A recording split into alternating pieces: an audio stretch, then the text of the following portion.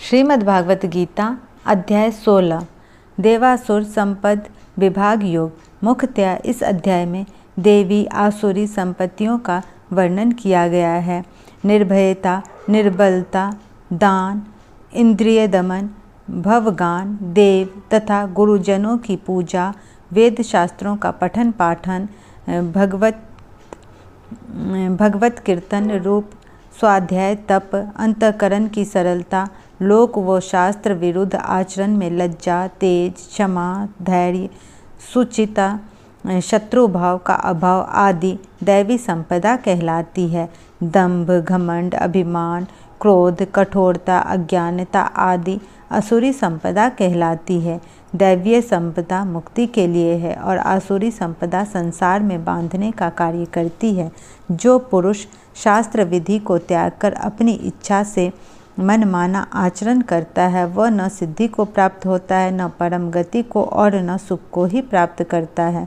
कर्तव्य व अकर्तव्य की व्यवस्था में शास्त्र ही प्रमाण है, अतः शास्त्रानुकूल व्यवहार कर। बोला श्री भगवान बोले, भय का सर्वथा अभाव, अंतःकरण की पूर्ण निर्मलता, तत्व ज्ञान के लिए ध्यान योग में निरंतर दृढ़ स्थिति और सात्विक दान, इंद्रियों का दमन, भगवान, देवता और गुरुजनों की पूजा तथा अग्निहोत्र आदि उत्तम कर्मों का आचरण एवं वेद शास्त्रों का पठन पाठन तथा भगवान के नाम और गुणों का कीर्तन, स्वधर्म पालन के लिए कष्ट सहन और शरीर तथा इंद्रियों के सहित अंतःकरण की सरलता, मन, वाणी और शरीर से किसी प्रकार भी किसी को कष्ट न देना, यथार्थ और प्रिय भाषण, अपना अपकार करने वाले पर भी क्रोध का न होना, कर्मों में कर्तापन के अभिमान का त्याग, उपरति अर्थात चित्त की चंचलता का अभाव, किसी की भी निंदादि न करना, सब भूत प्राणियों में हेतु रहित दया, इंद्रियों का विषयों के साथ संयोग होने पर भी उनमें आसक्ति का न होना, कोमलता, लोक और शास्त्र से विरुद्ध आचरण में लज्जा और व्यर्थ चेष्टाओं का अभाव, तेज, क्षमा, धैर्य, बाहर की शुद्धि एवं किसी में भी शत्रुभाव का न होना और अपने में पूज्यता के अभिमान का अभाव, ये सब तो हे अर्जुन दैवी संपदा को लेकर उत्पन्न हुए पुरुष के लक्षण हैं।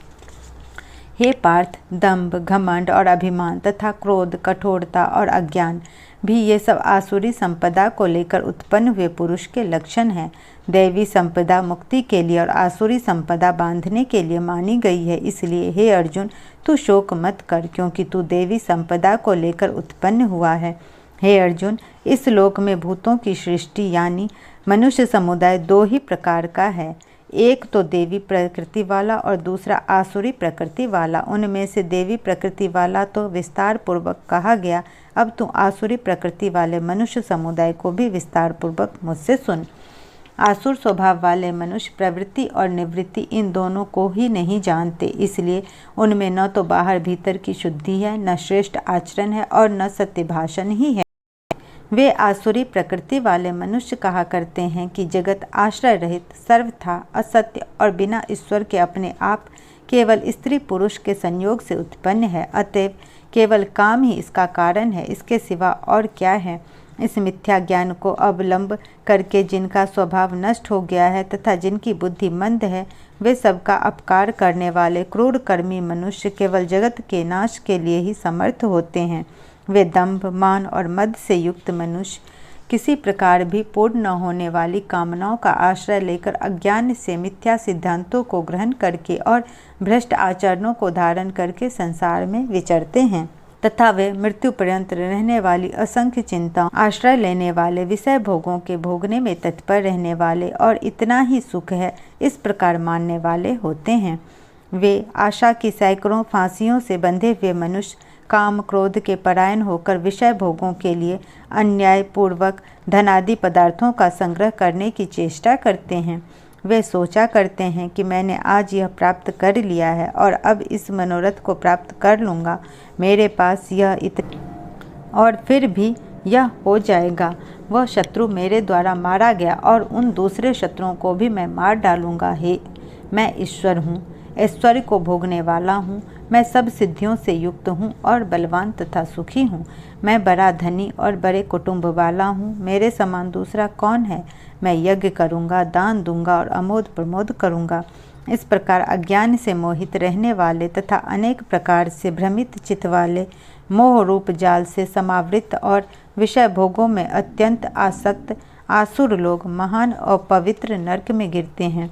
वे अपने आप को ही श्रेष्ठ मानने वाले घमंडी पुरुष धन और मान के मद से युक्त होकर केवल नाम मात्र के यज्ञों द्वारा पाखंड से शास्त्र विधि रहित यजन करते हैं। वे अहंकार, बल, घमंड, कामना और क्रोधादि के परायण और दूसरों की निंदा करने वाले पुरुष अपने और दूसरों के शरीर में स्थित मुझ अंतर्यामी से द्वेष करने वाले होते हैं। उन द्वेष करने वाले पापाचारी और क्रूर कर्मी नराधमों को मैं संसार में बार बार आसुरी योनियों में ही डालता हूँ।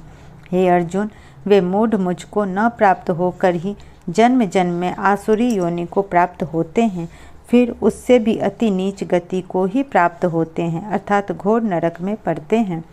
काम, क्रोध तथा लोभ ये 3 प्रकार के नरक के द्वार आत्मा का नाश करने वाले अर्थात उसको अधोगति में ले जाने वाले हैं। अतएव इन तीनों को त्याग देना चाहिए। हे अर्जुन, इन तीनों नरक के द्वारों से मुक्त पुरुष अपने कल्याण का आचरण करता है, इससे वह परम गति को जाता है, अर्थात मुझको प्राप्त हो जाता है।